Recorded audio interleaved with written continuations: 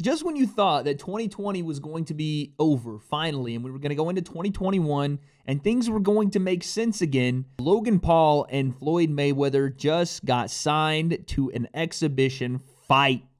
This is what we're doing. Okay. All right, man. I mean, listen, we're already into the YouTube boxing. We went full bore into this thing, so I don't agree with it. I don't like it.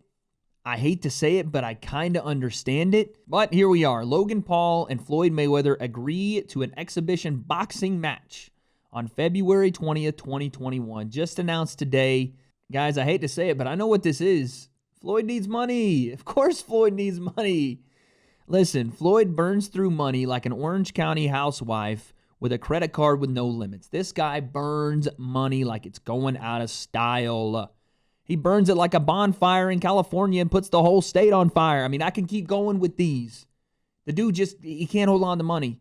He makes terrible investments. The guy has a strip club that's non-operational in Vegas. He has 27 cars all in one color, and just because he didn't like those cars, he got 28 in another color.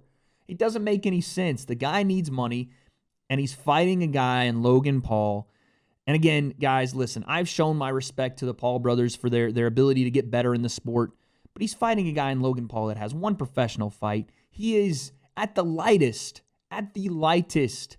around 60 pounds heavier than Floyd Mayweather is. I mean, it's an exhibition, so I guess it doesn't matter to begin with. The only reason people are watching this, me included, is because we want to see what the hell this is and what happens. Can you imagine for a second? The look on boxing's face if Logan Paul comes in there and one-punch KOs Floyd Mayweather?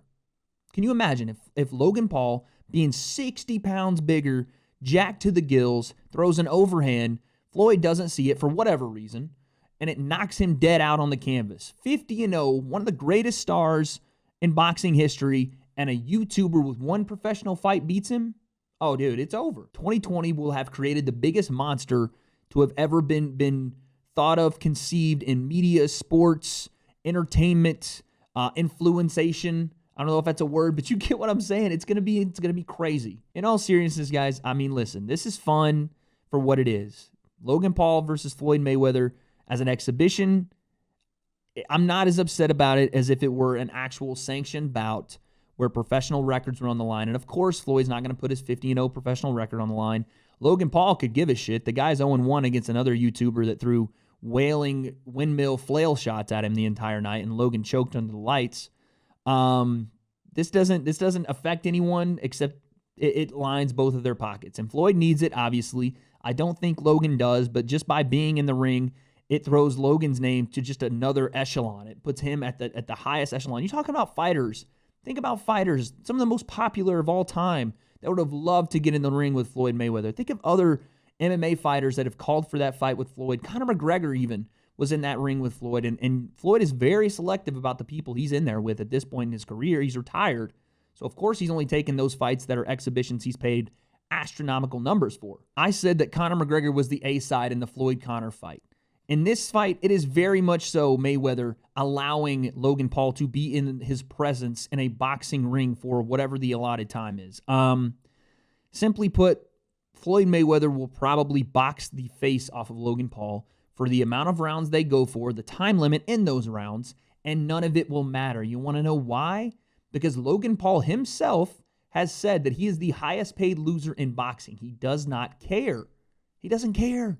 He doesn't care if he wins or loses. He just cares that he's in there. You guys know this. You're smarter than to believe that Logan desperately cares if he beats Floyd Mayweather. If he does, it's amazing, of course. And if he does, he's going to freaking break the internet. He'll probably break every social metric possible if he does. I just don't think it matters to him, to his team, any of them. They're going out there to get, I'm going to throw it in quotes again, the bag.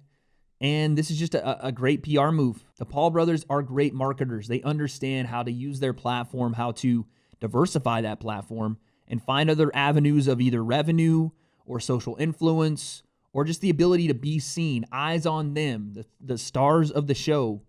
And he did it once again, man. This fight's in February. It's about 2.5 months away, so both guys will be in training camp. Maybe we'll get some sparring footage. And yes, we're going to break down some Logan Paul footage. We were going to do that anyway. While I think Logan has a very, very small to the less than 1% chance of winning this fight, any guy that gets in there, has his gloves on and two fists, I mean, I guess he's got some percentage, right? Just the smallest little inkling of percentage. He has that. So we have to talk about what ways he actually could win this fight. If this is an exhibition, I don't know if there are going to be specific rule sets or things that are going to be in place for Floyd to deal with the 60-plus pounds of weight advantage that Logan's going to bring. But I would assume that Floyd makes this a long, drawn-out process, meaning I think he would make this a 10-round to even 12-round fight, something to push Logan past the point of exhaustion, because we've seen Floyd do it to Conor. We've seen him do it to a lot of fighters where he is, downloading information, so you say, in the first couple of rounds and then turns it on and wins fights. And in the Conor fight, he was far more aggressive.